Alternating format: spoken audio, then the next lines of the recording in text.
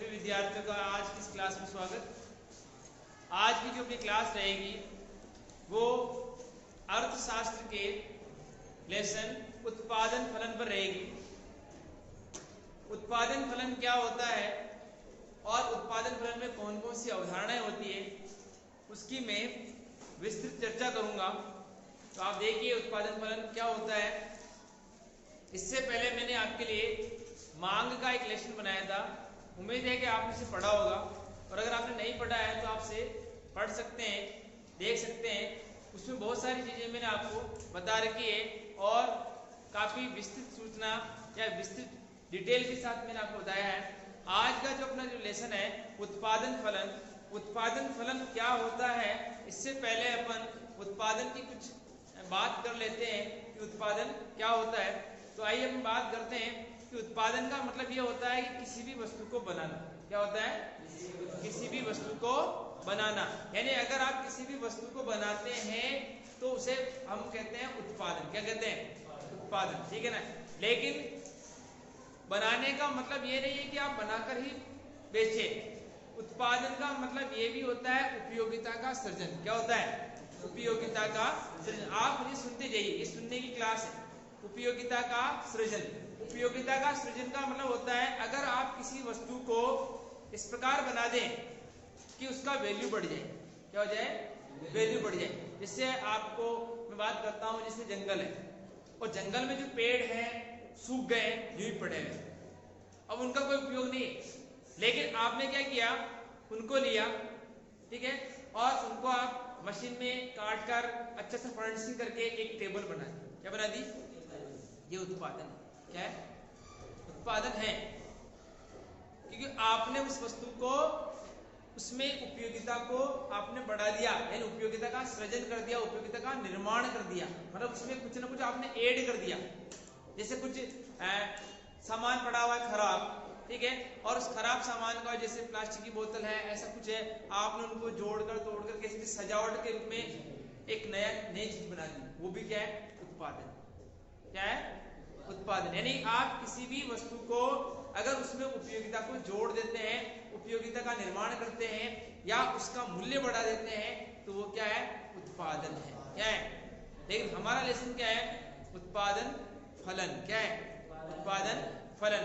तो आज हम इस लेसन के बारे में पढ़ेंगे कि उत्पादन फलन क्या होता है, ठीक है ना।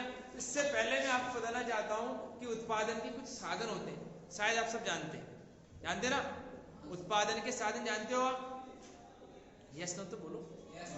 जानते ना? तो आप बताइए उत्पादन के साधन कौन कौन से होते हैं, आप बताओ। उत्पादन के साधन कौन कौन से होते हैं? नहीं यार, कोई बात नहीं। और भी कोई बता सकता है? बिल्कुल, आप चल रहे हैं, राइट चल रहे हैं, थोड़ा सा प्रयास कीजिए। यस, बिल्कुल। अब आपको याद आ गया है, आप देखकर। तो हम बात करते हैं उत्पादन के कुछ साधन होते हैं,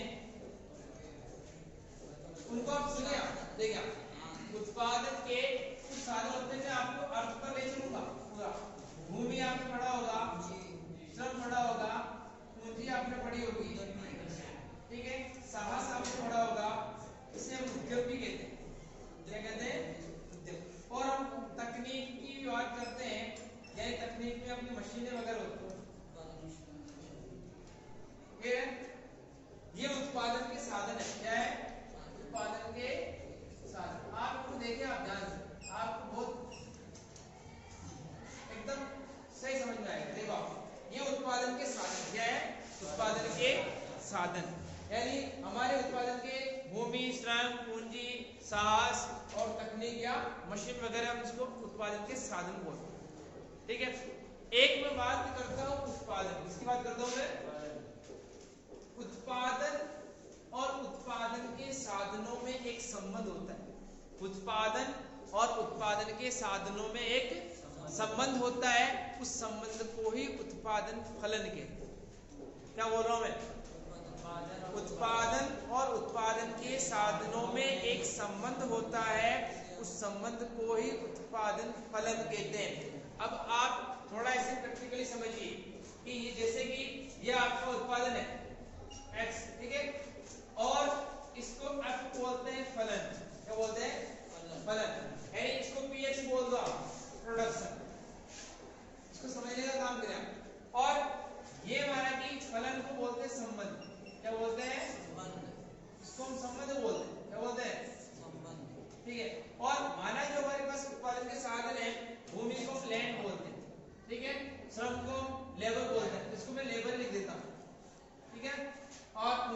अपन कैपिटल बोलते हैं ना, तो इसको मैं के लिख देता हूँ। वैसे सी लिखते हैं, क्या लिखते हैं, पर मैं के लिख रहा हूँ, ठीक है। ऐसे ही साहस होता है, ठीक है ना, तो इसे एडवेंचर बोलते हैं, ठीक है, ये वाला। और ऐसे टेक्निक यानी छुट्टी बोलते हैं। इन शॉर्ट में माना कि मैं ये नहीं लिखूं और px लिखकर मैं लिख देता हूं f of a b c d, क्या लिख देता हूं, a b और इसको मैं हटा देता हूं। अब ये ठीक है, अब a b c d में e भी ले लेते हैं, क्या लेते हैं अपन, e लेते हैं। अब मैं बात करता हूं कि ये उत्पादन के साधन क्या है, और ये उत्पादन है, ये क्या है, उत्पादन है। तो ध्यान देना, वस्तुओं को बनाना क्या होता है, वस्तु। जैसे मैंने कि माना 10 खिलौने बनाए, टॉयज, क्या बनाए, ये उत्पादन। अब 10 खिलौनों को बनाने के लिए ये साधन काम में आए। अगर जिस जगह आपने खिलौने बनाए वो भूमि क्या है, जिन्होंने खिलौने बनाने का काम किया वो श्रमिक है, क्या है, और श्रमिकों ने उन खिलौनों को मशीनों के माध्यम से बनाया ना, और मशीनों को और श्रम को खरीदने के लिए पैसे की जरूरत पड़ी, नहीं पड़ी क्या, और ऐसा पैसा लगाने वाला कोई व्यक्ति था, साहस। बात क्लियर हो गई भी, ये 10 खिलौने यही नहीं बन गए। 10 खिलौने बनाने के लिए आपको भूमि का एक टुकड़े की जरूरत पड़ी, साथ में कुछ मजदूर की जरूरत पड़ी, और इनको लाने के लिए पैसे की जरूरत पड़ी, और ये पैसा लाने वाला कौन है, साहसी उद्यमी। जो व्यक्ति क्या करता है कि रिस्क लेता है वो साहसी होता है। और ये क्या है, तकनीक, क्या है, मशीनें, यानी इन सब के माध्यम से ये 10 खिलौने बने नहीं बने। तो इसका मतलब है कि 10 खिलौने में और इन व्यक्तियों में या इन साधनों में कोई संबंध है, कोई संबंध है। ये संबंध ही क्या कहलाता है, उत्पादन। देखो अभी तक मैंने केवल आपके चैप्टर का नाम बताया है। चैप्टर का नाम क्या है, उत्पादन। समझ में आया आपको? मैं रिपीट कर रहा हूं कि उत्पादन और उत्पादन के साधनों के मध्य जो संबंध होता है उसे हम उत्पादन फलन कहते हैं। क्या कहते हैं, ठीक है, यानी कि ये एक इनमें मात्रात्मक संबंध है। अगर माना कि मैं मजदूर बढ़ाता हूं, क्या बढ़ाता हूं, मजदूर, तो बताओ उत्पादन बढ़ेगा कि बढ़ेगा, बढ़ेगा। मैं मजदूर काम कर दूं, कम हो जाएगा। इसका संबंध क्या है भाई, इनके बढ़ने घटने से ये भी बढ़ते या घटते हैं। यानी इनमें किसी प्रकार की वृद्धि करी तो उत्पादन बढ़ गया, इनमें किसी प्रकार की कमी करी तो उत्पादन कम हो गया। दोनों में क्या है, संबंध, क्या है, संबंध, रिलेशन है। इसे ही हम क्या कहते हैं, उत्पादन फलन कहते हैं। तो ये आपको चीज क्लियर हो जानी चाहिए, या क्लियर हो जानी चाहिए कि उत्पत्ति के साधन और उत्पत्ति में या साधनों में या उत्पादन में जो संबंध होता है उसे हम उत्पादन फलन कहते हैं, ठीक है ना। उत्पत्ति के साधन कौन से, ये,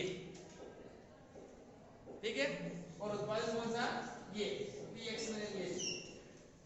इनके मध्य क्या होता है, मात्रात्मक संबंध होता है। कैसा होता है, मात्रा, मूल्य का संबंध नहीं होता है कि ये जो मशीन है ये कितने रुपए की है, ये श्रम कितने रुपए में खरीदा, ऐसा कुछ नहीं।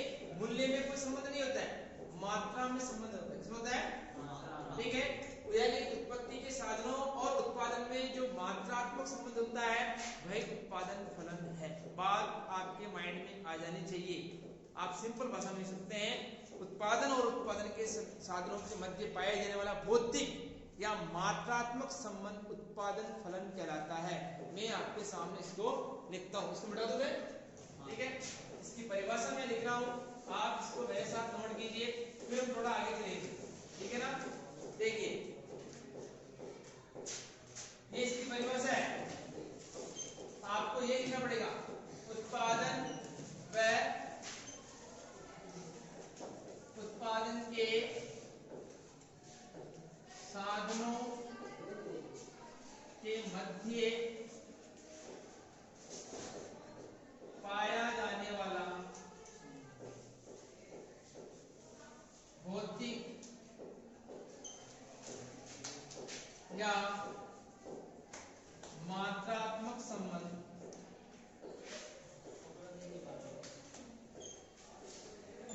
उत्पादन फलन कहलाता है।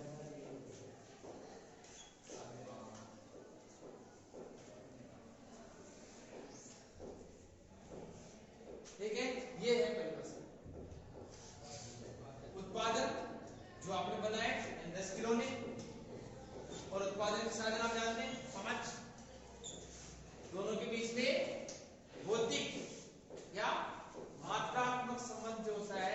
जिसे हम क्या कहते हैं उत्पादन फलन।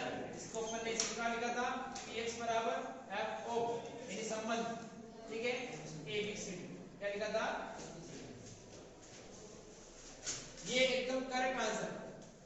अगर आपको प्रश्न पूछ ले तो उत्पादन फलन को परिभाषित कीजिए, इस प्रकार आपको लिखते हैं, ठीक है। अब हम इसको थोड़ा आगे बढ़ाते देखिए आप।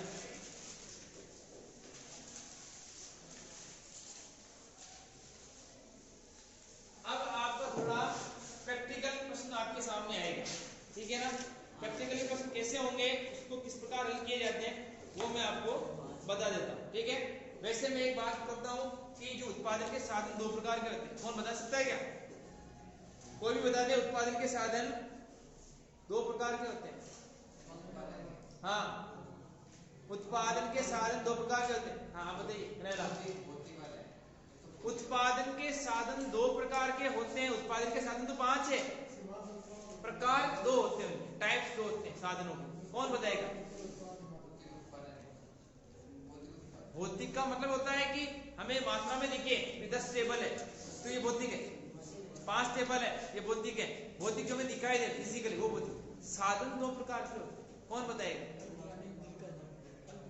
अल्पकालीन दीर्घकालीन समय होता है, क्या होता है, नहीं, साधन दो प्रकार के। देखिए आप, नहीं स्थिर क्या होता है, और एक होता है परिवर्तनशील।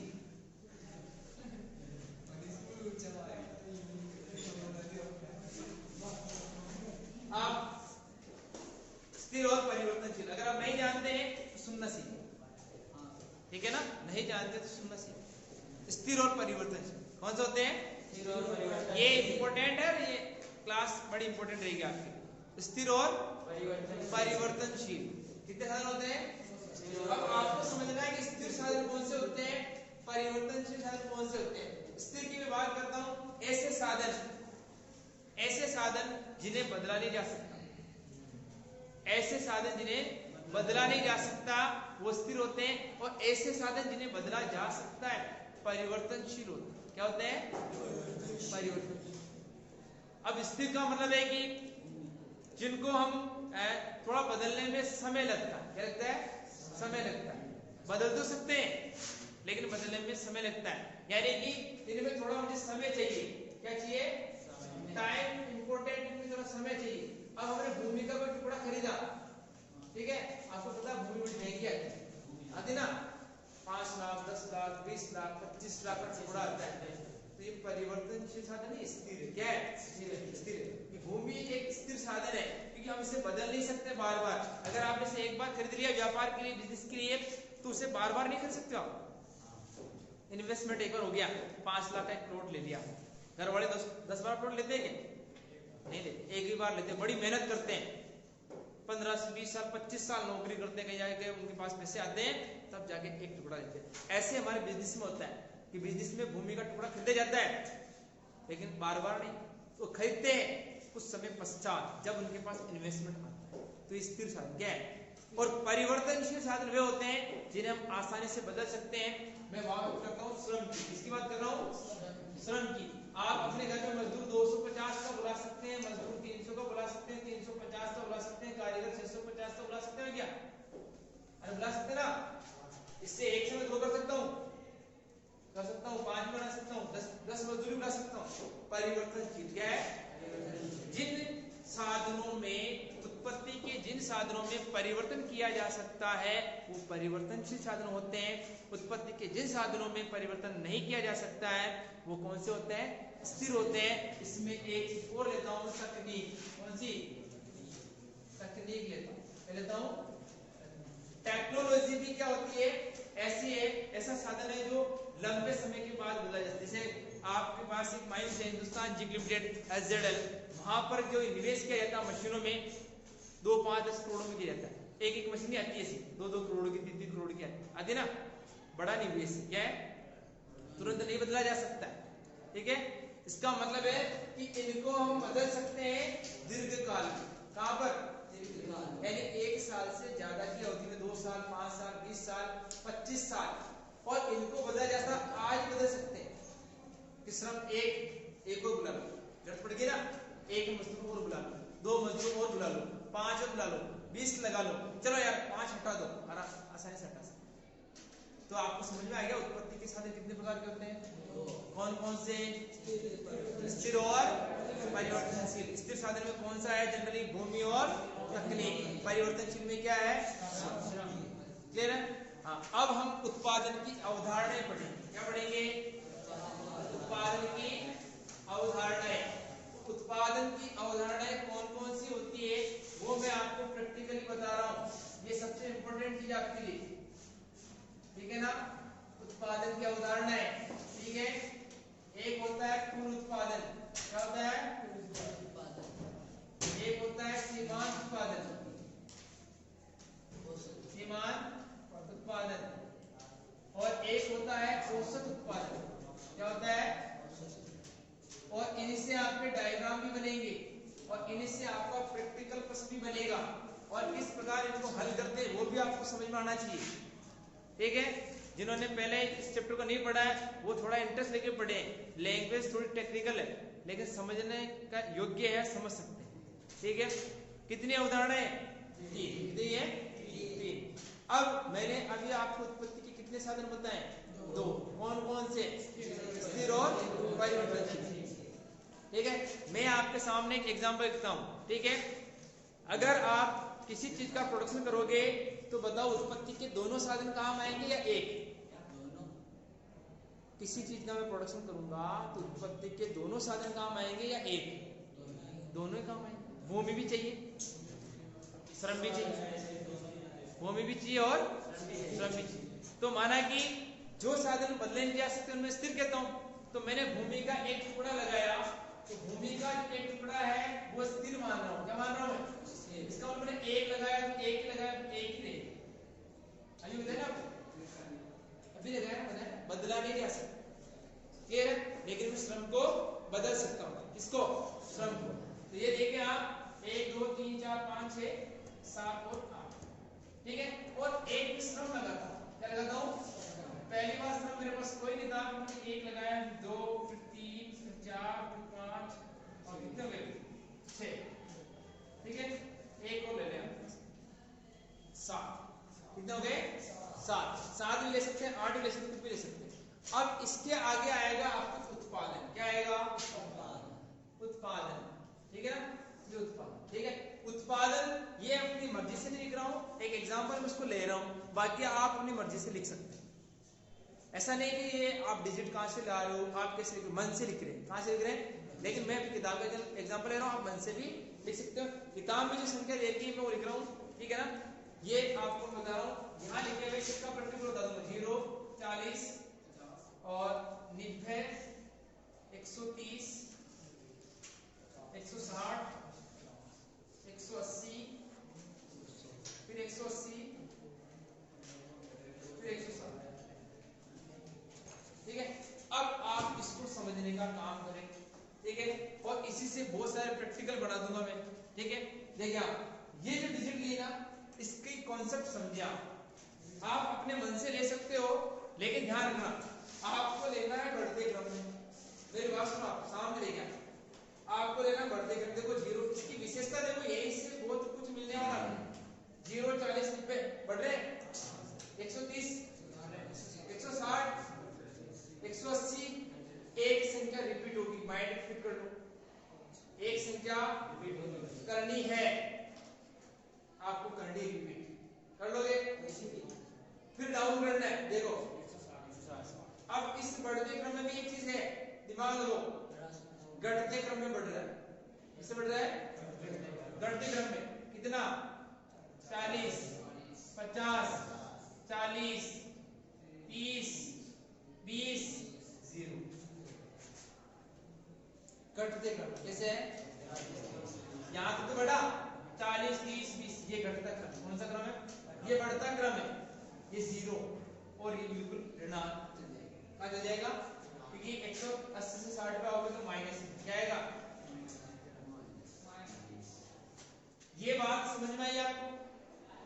ये संख्या मैंने मन से नहीं दी, मैंने एग्जांपल लिया है, आप अगर मन से लेते हैं तो आपको क्या याद रखना है, बढ़ते क्रम में तो लिखना है लेकिन ये क्रम घटता रहना चाहिए,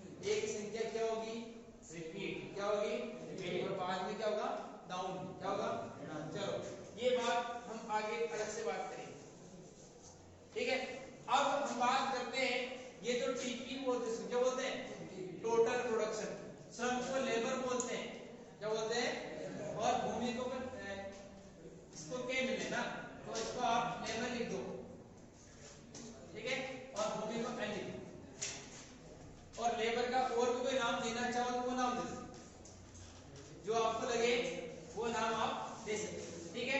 आप बच्चों लोग ये कौन सा साधन है? फिक्स। कौन सा है? फिक्स। ये कौन सा साधन है? वेरिएबल। वेरिएबल जानते हो? परिवर्तनशील। क्या आएगा? ठीक है। हाँ, अब हम बात करते हैं, एक टीपी की बात होगी मेरे, अब मुझे दो की बात करनी, एमपी, और एक बात करनी मुझे एपी। क्या बात करनी है? एपी। अगर मुझे एमपी बनाना है, क्या बनाना है? एमपी, और इसे बोलते हैं सीमांत उत्पादन। क्या बोलते हैं? अब सीमांत उत्पादन की भी आपको परिभाषा चाहिए। क्या चाहिए? ये जो एमपी है इसकी भी आपको परिभाषा चाहिए। अब एमपी की परिभाषा मेरे से सुन लो, ठीक है। एक अतिरिक्त इकाई का उत्पादन करने पर, एक अतिरिक्त इकाई का उत्पादन करने पर कुल उत्पादन में जो वृद्धि होती है उसे सीमांत उत्पादन कहते हैं। सुनने में आया? नहीं भी सुना तो वीडियो देखकर नोट कर सकते हैं। क्या बोला मैंने? फिर से सुने। एक अतिरिक्त इकाई का उत्पादन करने पर कुल उत्पादन में जो वृद्धि होती है उसे सीमांत उत्पादन कहते हैं। जैसे समझिए, यहां से भी समझा दूंगा मैं। एक यूनिट मैंने बढ़ाई, फिर दो बनाई, एक पर मैंने प्रोडक्शन में यानी 40, ठीक है, ये 50। अब यहां से यहाँ कितना बढ़ा? 10। कितना बढ़ा? और यहां से कितना बढ़ा? 1। तो 1 पर वृद्धि कितनी हुई? ये सीमांत उत्पादन। क्या है? समझ में आ गई बात?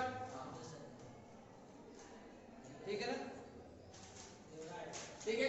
1 से कितनी वृद्धि हो गई? 10 हो गई। अब बात करते हैं आगे। देखिए यहां से, ठीक है, 40 क्या हो गई? 40। वो तो यहां से कितनी वृद्धि हुई? फिर यहां से कितनी वृद्धि हुई? 40। फिर यहां से कितनी हुई? 30। फिर वृद्धि कितनी हुई? 20। फिर वृद्धि कितनी हुई? 0। फिर कितनी? -20। निकाल लोगे सीमांत उत्पादन? अरे सीमांत उत्पादन निकाल लोगे? हां सर। क्लियर है? यानी इसमें से इसको घटाओ, फिर इसको घटाओ, फिर इसको घटाओ, इसको घटाओ, और यहां भी कुछ देखो तो उसको यहां नोट कर लो। यहां कुछ देखो ना, उसमें नोट कर लेना। 0 इसमें नोट नहीं किया। अगर यहां पे जैसे 4 होता क्या होता? आपने 4 लिख दिया, ठीक है ना? फिर आप घटा दो, 40 - 4 36 क्या आएगा? यहां कुछ नहीं है तो मैंने कुछ लिखा नहीं चाहिए। समझ में आ गया? नेक्स्ट हम बात करते हैं औसत की। इसकी बात करते हैं औसत। ठीक, अगर औसत उत्पादन निकालना है तो टीपी में आप भाग लगा लो क्यू का। इसका यानी लेबर का। इसका इसका भाग करें अपन लेबर, और परिवर्तनशील इकाई का ही भाग जाएगा। लेबर है कितनी आपको?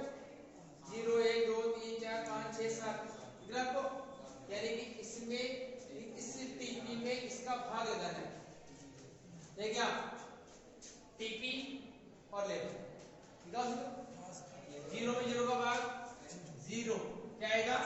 40 में 1 का भाग 40, 90 में 2 का भाग 45, 130 में 3 का भाग जाएगा क्या? जाएगा। 3 × 12 कितने बच गए? 1 3 3 9 ये।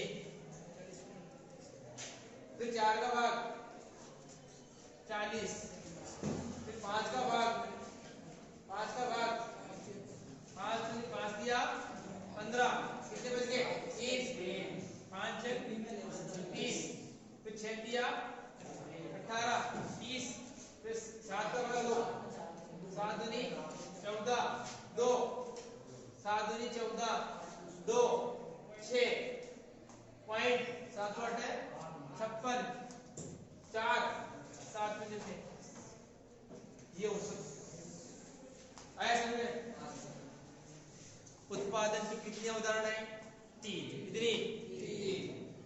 कुल उत्पादन, सीमांत उत्पादन, औसत उत्पादन। कुल उत्पादन आपके सामने लिखा हुआ है, ठीक है। सभी इकाइयों से जितना उत्पादन होता है वो कुल उत्पादन। एक अतिरिक्त इकाई का उत्पादन करने से कुल उत्पादन में जो वृद्धि होती है वो सीमांत उत्पादन।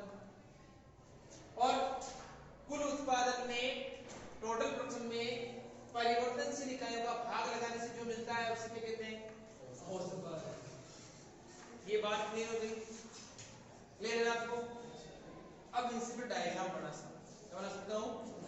अब डायग्राम बनाना आप सीख ले, ठीक है? देखिए, ठीक है, ये जो डायग्राम है, ये डायग्राम आसानी से बन जाएगा।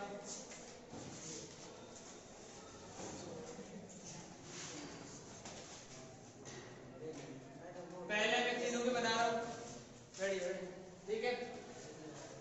एक बार बनाना आप टीपी का, इसका बनाओगे, सुनने काम करो, टीपी का, फिर बनाओगे एमपी का, फिर बनाओगे एपी, और हर बार ये लोगे, क्या लोगे? ठीक है? हाँ, अब आप ये वाली जो लेबर है, यानी एक क्वांटिटी आपको लेनी है, ठीक है ना?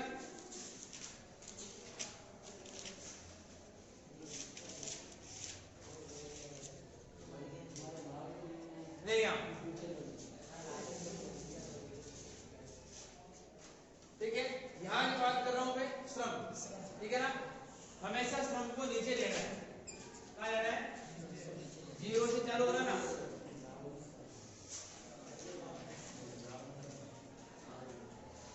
बात नहीं करते अच्छा नहीं लगता।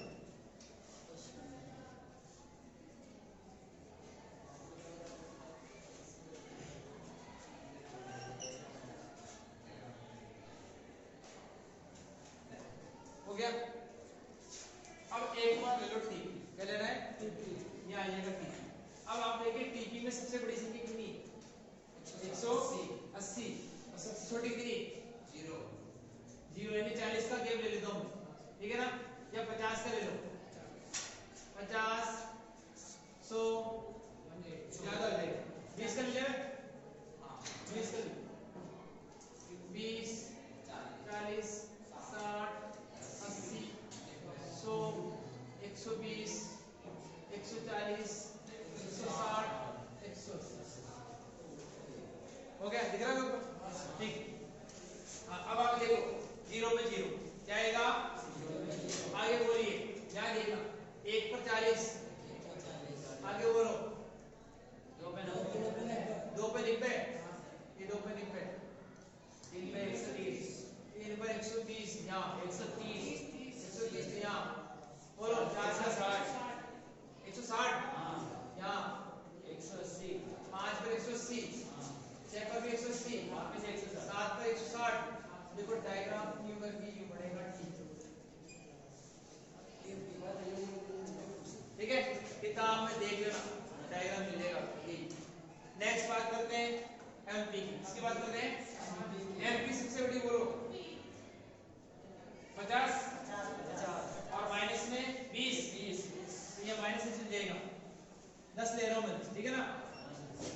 10 का ठीक रहेगा, 10, 20, 30, 40, 50। बोलिए, यहां से बोलो 0 पे 0, आगे बोलो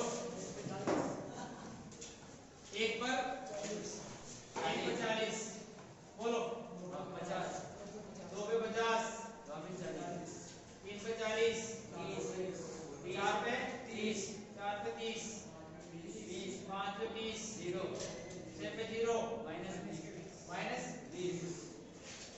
देखो यूं चल के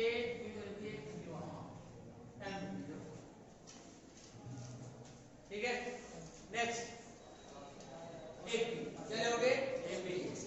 हाँ बोलिए, मैक्सिमम कितनी? इस वाले को राउंड ऑफ में लूंगा, 22 को 22 ही लूंगा, और 43 को मैं 43 ही लूंगा, पॉइंट में नहीं मिलेगा ना? 40, 45, 43, 40, 36, 32, 45। तो क्या पैमाना इंपॉर्टेंट है? क्या है? पैमाना कि सारी डिजिट है जो 4 के नहीं आ रही और बाकी इसमें आ रही ना? सारी डिजिट इस प्रकार आ रही है कि 40 आ रही है, 45 आ रही है, फिर 43 आ रही है, फिर 40 आ रही है, फिर 40, फिर 36, फिर 20, फिर 22, 30 और 22। अब आपको पैमाना अगर 10 लोगे 10 भी मिल जाएगा, ठीक है? 10, 20, 30 मिल जाएगा।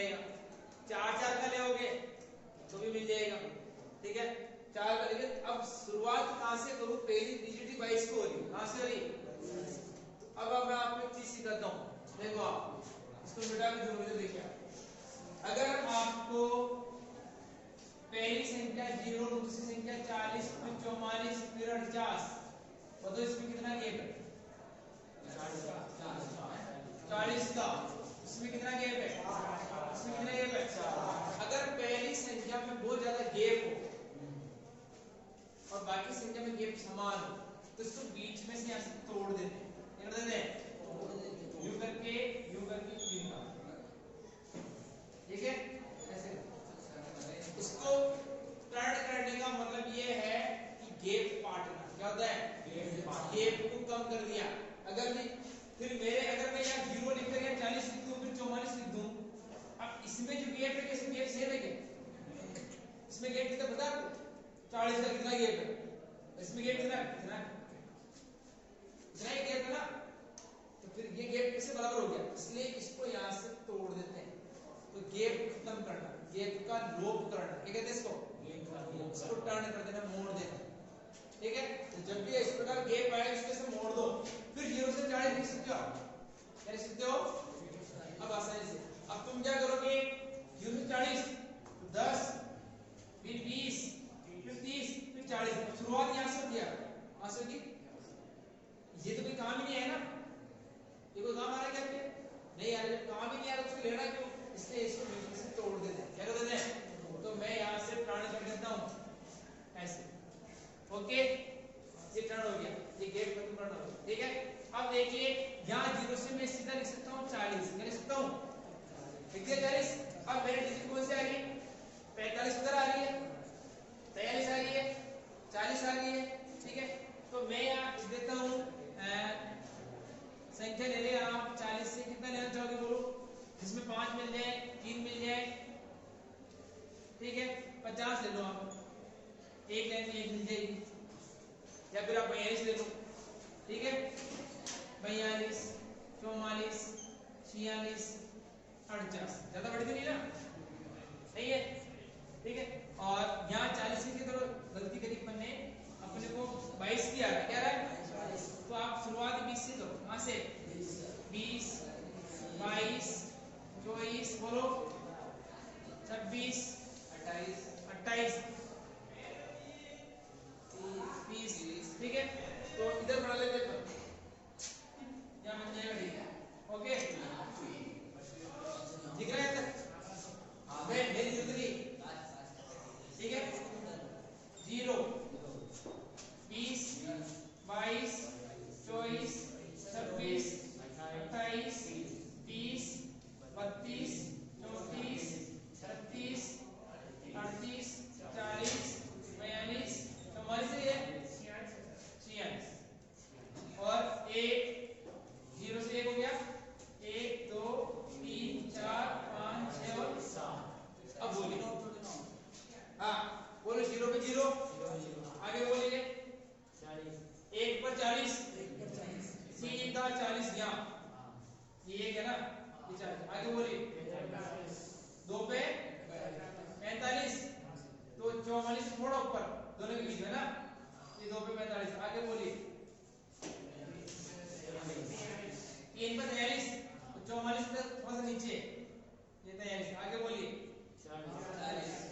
4 पे 40, ये 40, 5 में 36, ये 36, फिर कितना है? 30, 6 पे 30, 22, फिर ये 22 हो गया। तो ये गेट यूं जाके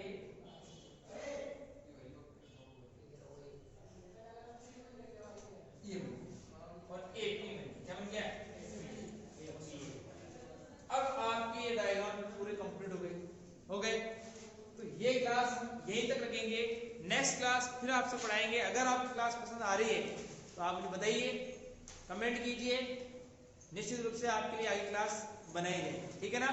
तो आप इस लेसन को अच्छे से पढ़ें, जो आज बताया है उसको आप घर पे जाकर पुनः पढ़ें, उसको नोट करें और इसके डायग्राम बनाएं, और ये वाला जो नंबर है अपने मन से लेने का प्रयास करें, फिर मन से लेकर वापस यही आप ग्राफ बनाने का प्रयास करें, फिर तीनों के जो ग्राफ है वो एक साथ बनाना। किसके बनाएंगे? अब ना TP, MP और AP, फिर एक भी बना के देखना, आपकी 3 लाइन बनेगी। कितनी बनेगी?